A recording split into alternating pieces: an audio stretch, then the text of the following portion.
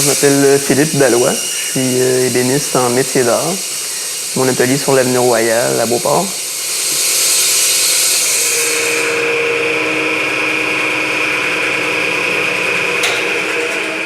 J'ai appris avec mon père, oui.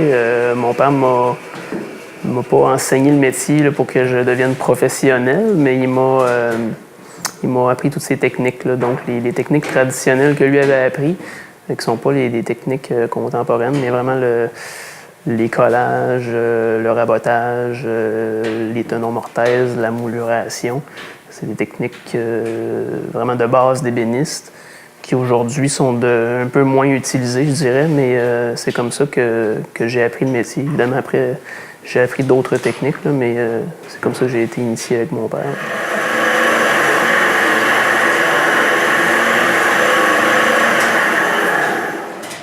Quand j'étais adolescent, j'étais toujours dans l'atelier à mon père. Ils ont d'ailleurs perdu le contrôle sur leur propre atelier parce que j'étais toujours dedans. Puis j'ai toujours senti le besoin d'avoir un atelier. Quand j'ai quitté la maison familiale, bien, tout de suite, j'ai senti ce manque-là. Donc, je me suis lancé, puis j'ai pris mon propre atelier pour la création.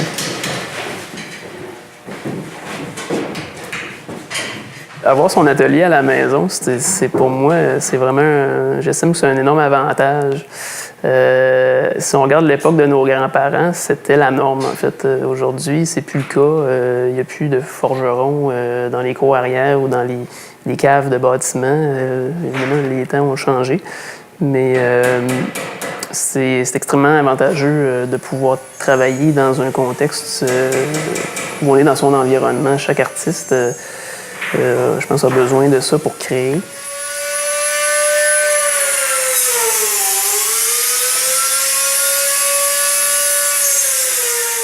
À travers ça, aujourd'hui, ça c'est devenu, je dirais, quelque chose, une passion qui est constructive. Ça encadre pas seulement ma production, mais tout mon milieu de vie. Je travaille constamment dans ma tête à créer, modifier mon environnement dans ma maison, sur mon terrain.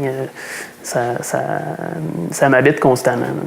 Donc, c'est comme ça que je qualifierais ça.